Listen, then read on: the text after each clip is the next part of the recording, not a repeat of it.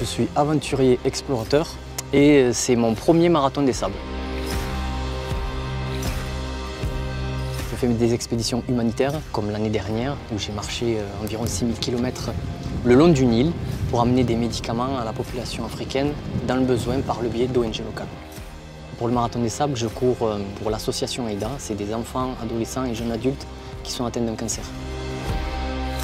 Quand on rencontre les gens qui sont avec nous dans la même tente, on voit qu'en fait il y a une solidarité qui se crée. On oublie entre guillemets l'objectif performance et ça j'ai apprécié parce que moi c'est ce pourquoi je suis venu.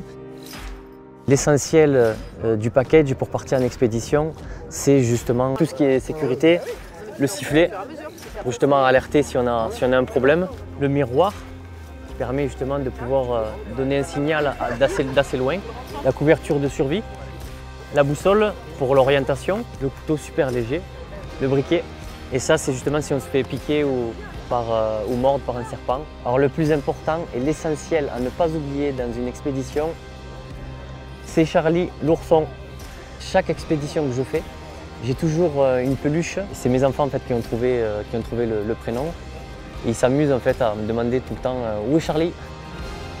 Pour me préparer, j'ai fait beaucoup de tirage de pneus, un peu comme Mike Horn fait. C'est vrai que ça reste toujours des exemples. L'objectif pour novembre 2023 exactement, c'est l'Antarctique. Toute cette expérience, en fait, ça me permet justement de...